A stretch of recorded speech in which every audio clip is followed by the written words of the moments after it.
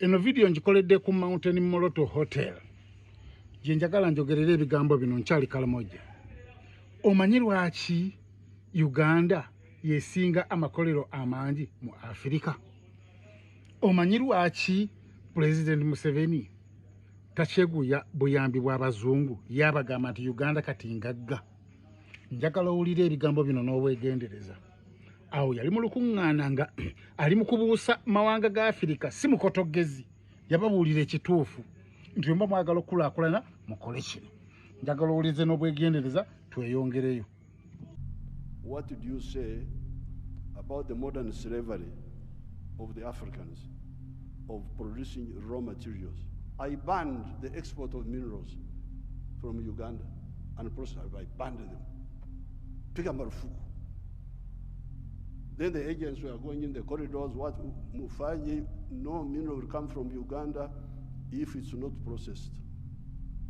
You wait until I go away, you can steal the minerals, but not now. I banned this export of unprocessed minerals in 2012. My young brother, His Excellency Ruto, I forgave him and gave him some little iron ore for, I think, 2 or 3 years, because I've got a lot of iron ore, one of the best in the world.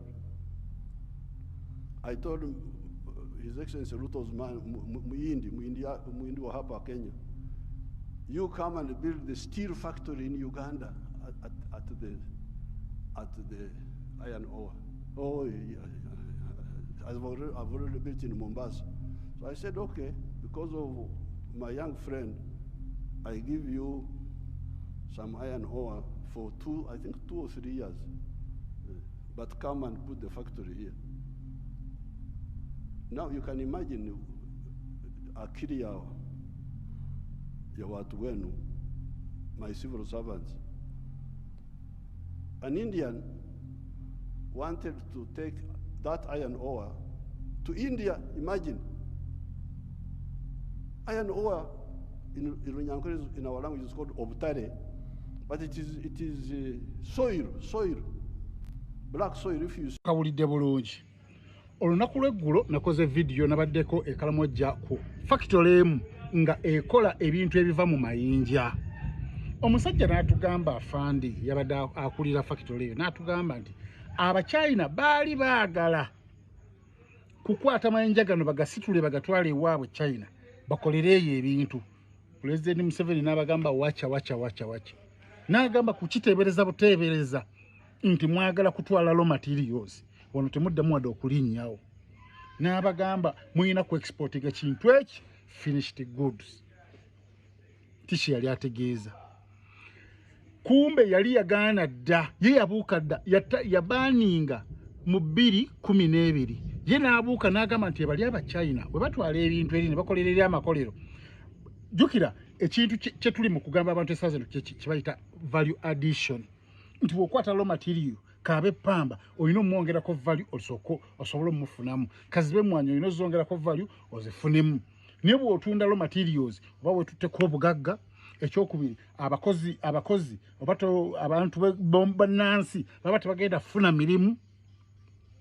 Okategedde bulungi, waliwo level of jobs oba job levels kati nga nti amayinja nti kale tugendere ku byobulimi. Emmwanyi bw'okwata emmwanyi n'ozeggyako n'ozitwala wabweru, bali gye beeyongerera okuprocessinga emmwanyi ezo, abantu baabwe baba bafuna essanyu mu by'emirimu, ate baba bafuna ne ssente nnyingi. Kwe kwagaliza bannayuganda beba abakulembeze abagezi. Kati ate ali mu kubuusa bannaaba mu Afrika nti bagundi bw'oba yalina ky'oyagala mu nsi yange jangu okikolere wano. Kati amakolero geeyongedde, ekiri ekapeeka mukimanyi. Abachina be bajudde ekapeeka, ate mugezi nnyo n'abagana obutaleeta nkuyanja y'Abachina wano. Gwe mujje batono, mujje 2 3 mukolere wano ebintu wano ewaffe. Raw materials tuzirina. Kitegeeza nti bannansi be bagenda okubanga bayamba ku Bachina bano okukola. Bwe baba bayambako kitegeeza bayiga emirimu. nti bali niwe baba bakooye nga bagenze nga kootwa kikiza bwe ziweddeko amagezi tuba tusigazza abakugu abamanyi ebyo kati kapeeka bakola ensawo bakola amasowaani bakola toilets tukola engatto bakola tv bakola juisi ow'omulembe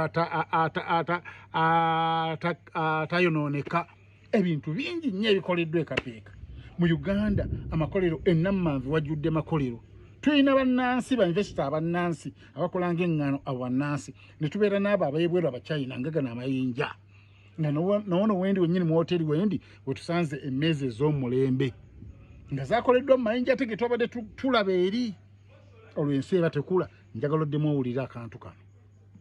So if you look at cotton, how many job levels are there? Job levels. You grow the cotton.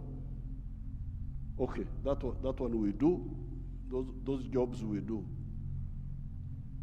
We gene the cotton. Kutoa mbegu, remove the seeds. That one we do here. And we end there. When you hear all these countries which have got crisis, Burkina Faso, I don't know what, Mali, all of them are cotton growing countries. But how much textiles are they producing?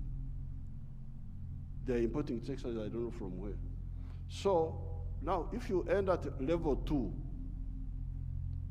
gening, removing the seeds, then you take the pamba, you take the cotton, to cleverer people who are clever. They take the cotton, they spinning, more money, more jobs for their children. They weave, more money, more jobs for their children. They put the print, more money, more jobs for their children.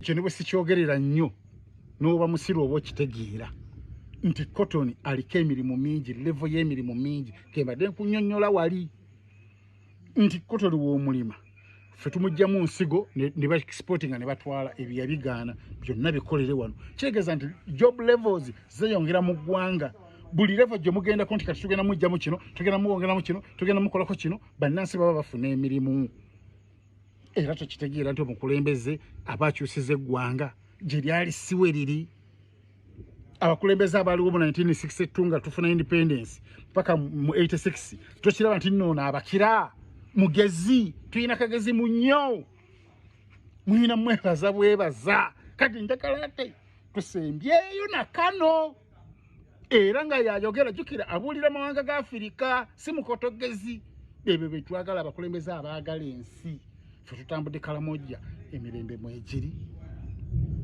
abantu bakola obutala buzimbi amalwaliro mwegali byonna ku bwereere gwobeera Kampala olowooza abantu tebakola unoonyereze nnyo njagala toosembeyo na kano kawulirize Bukenya media gemanya. I'm tired of all these stories. These neo-colonial civil servants who have been holding us back. I have put my foot down. Say, I don't want to hear those stories. And Uganda is developing, and it will develop, because I don't entertain that nonsense anymore. I banned the export of minerals from Uganda. So when I banned them, they are flocking in now. They have opened 7 gold refineries.